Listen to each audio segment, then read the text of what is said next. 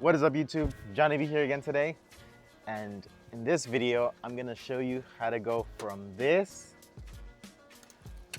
to this right here. Look at this, so gorgeous. So let's go ahead and continue. All right guys, so if you guys remember, a while back ago I installed some Brembo brakes on my car in the front, and then also I replaced rotors front and back. I did the stainless steel brake lines front and back, and I went ahead and installed, or put in some .4 fluid just to better, the pedal feel. Obviously, I also put grippier pads front and back so they have a better bite. So that overall increased the braking a lot better. It's a lot better than how it was stock. But if you guys remember back to that video, at the same time that I did that, I went ahead and deleted my handbrake. So basically I deleted the drum brake, because that's what your factory handbrake goes off of, just a drum brake. And we know that they're very outdated. They still use them because it's a second way of putting a brake system onto the rear for a handbrake. So I just ended up deleting it. This car is not my daily driver anymore. I have a daily driver. This is my fun car, so I take it out every once in a while. Most of the time it just sees, the garage, but I like to drift it, when I do take it out. So having a hydro is much more useful than having, a handbrake, for me at least. If you have a manual, you could always leave it in gear and the car's not gonna be going anywhere. But I'm not planning on parking on a hill anytime soon, which is mostly why you would need, a handbrake. And here in Arizona, it's pretty flat. So with that being said, I'm gonna show you guys how to install a hydro, because now I have, dual calipers in the back. 2 of the calipers aren't being used, so I need to go ahead and hook them up. Right, so the first thing you wanna do is decide where you wanna put it. In my case, I still want it to be a street car. I still want it to look nice. So let's look at possible areas. So in the FRS, there's not that much room or areas to install a hydro. Normally you want the hydro up in this area, which would mean chopping off some of this center console piece, and also chopping, the shift boot, or being in the way, or having it bulge out like near your knee. And also this knee panel right here is gonna be in the way if you wanted to have it as close as forward as possible. So if you're gonna be fully stripped and caged, you're not gonna have that issue, because none of this will be here and you can just place it wherever. But I still want to street the car. I still want it to look stock. So I measured the hydro and I found out that it fits in this area where the stock handbrake is at.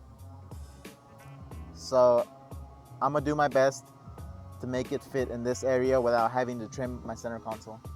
So the first thing we want to do is figure out where we're gonna mount the hydro. So to do that, we're gonna go ahead and remove the stock handbrake. And in my case, I had already deleted it, so we're good there. Okay, so after I removed the stock handbrake, I looked at this area and saw that there's a lot of room. So these 2 bolting areas right here, where the original handbrake was bolted to, and there's another bolt down here. So what I ended up doing is I went down to my local metalworking place and I bought a piece of 1/4-inch steel. It's just a flat piece. But before I went ahead and cut it, I made a template. So I just grabbed a random piece of cardboard. As you can see, I put holes in it. So these holes are made to match up all the bolts where it's gonna be mounting. And then these ones are matched with the hydro. So what I went ahead and did is I just figured out a shape I wanted, lined up the bolts, and this is the final product, the cardboard piece, just to figure out what shape I want to have it first, what's best for me, how is the handbrake gonna fit in this area and mount perfectly. So now what we have to go ahead and do is just transfer this over to the 1/4-inch steel, cut it, drill it, and then get it painted up. So let's go ahead and do that now.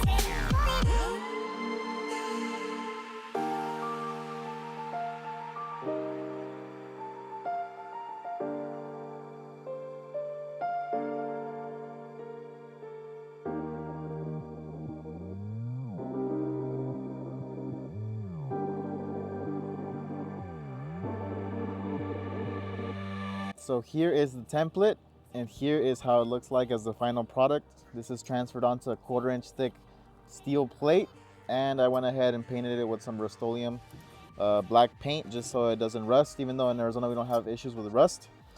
And then I went to my local hardware store to get some hardware because the hydro did not come with hardware to bolt to the plate, obviously.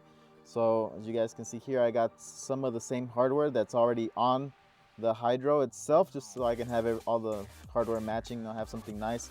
And then on the bottom, they're locking nuts. So they were like $8, I think, and I went to go get them. They're a little bit more expensive than getting, you know, normal ones, but I wanted the hardware to match and look nice. So the hydro I went with is a reservoir type hydro, and it's gonna be on its own system with its own calipers. So this hard line here, I got it from my local auto parts store because I needed it to go from the hydro and then out underneath this tunnel, the drive shaft tunnel. And then from there, I bought stainless steel lines so we can hook up to the calipers.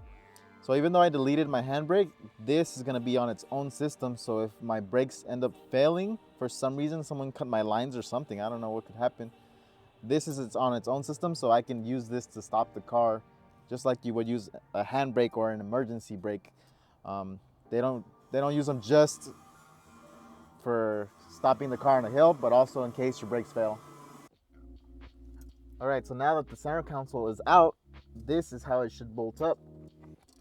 Just gotta get it all lined up, and then there we go. Look at that. So if you did your job correctly, your bolts should go straight into the holes,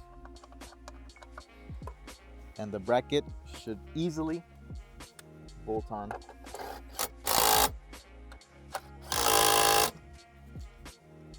And now this is not going anywhere. I can literally shake the car and the bracket and the hydro will not move. So that's gonna be perfect, you know, for just ripping the e-brake or the hydro now, because it's no longer an e-brake.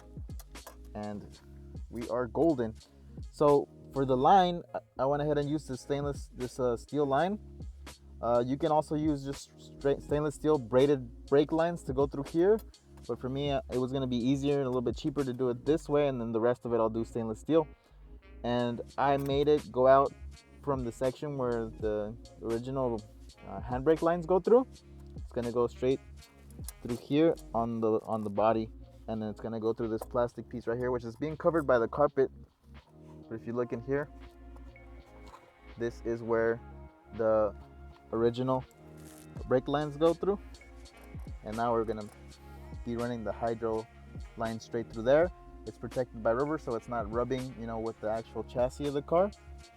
This is now perfectly mounted, the line's here, and this line is bent, you know, perfectly so it doesn't interfere with the center console. All right, guys, so this is what I came up with when I wanted to put a hydro in here and have it still looking clean. So as you can see, the hydro is literally right there, really close to the actual center console area, but it's not touching. It can move freely. It's really close to this little trim piece also, but you know, the hydro's not gonna move because it's bolted on properly. And that's gonna be, you know, the final product. If anything, I could cover it up, but I kind of like the way it looks. I like being able to see the hydro, so if anyone decides they want to peek inside, they'll see the actual hydro. But it still looks, you know, relatively clean because this is just a trim piece that gets removed and out of the way. So I don't know, I'm really happy with it. I'm really excited because it did take me, you know, a full day, maybe 2 days, just like deciding, thinking about what was the best option for me, instead of having to, you know, cut up all this area just to fit the hydro, to have it, you know, more flushed with the steering wheel.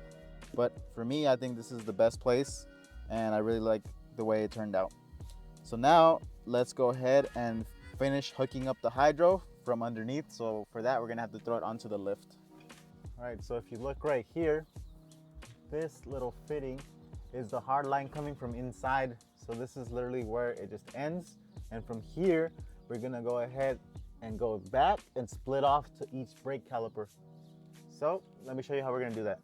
All right, so to hook up to the hard line, I got a special fitting that is 3/8-24 male to a 3AN fitting male, which then is gonna hook up to this 3AN line and then go towards the back. It'll be like around this diff area. And from here, there's a flare tee that's also 3AN fittings. And then from there, we're gonna have two stainless steel lines that are 3AN. They're gonna go to each side to hook up to each brake caliper. And on each brake caliper, I'm gonna go ahead and install this little fitting right here.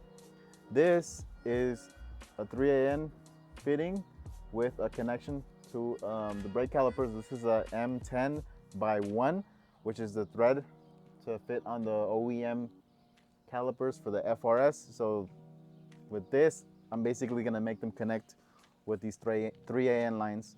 So this is how we're gonna hook it up. Now we just gotta route everything.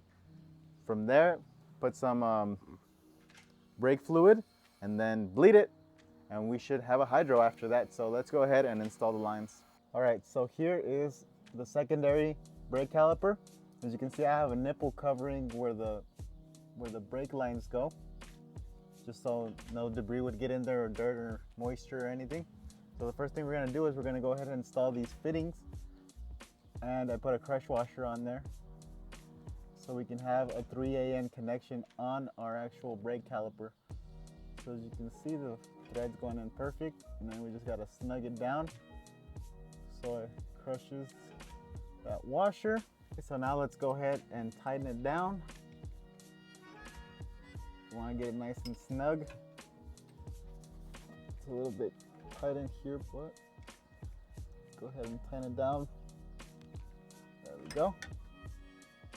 Nice and tight on there.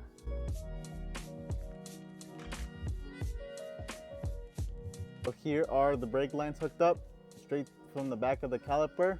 I do like the little zigzag here just so it has like a little bit of movement. Once it, the suspension starts articulating, you want it to move. If you look up here, you got my stainless steel brake lines for the other caliper. So I try to give it, the same little effect. That way it's got some movement when the suspension moves up and down. That way nothing's stretching. Also, same thing on the other side. So here is the other side, same thing. As you can see, we zip tied it to the original brake lines, and then we did the same little zigzag, making sure that when it articulates, it's not gonna hit up here on this bracket or rub on the wheel itself. Give it, some space in between everything. And there it is. So here's where it exited out. You see the grommet moved a little bit. I have to put that back in place. But the line was about a foot longer than I needed it, so I had to wrap it around, hook it up on an OEM bracket, which are the brackets that were holding the original handbrake lines.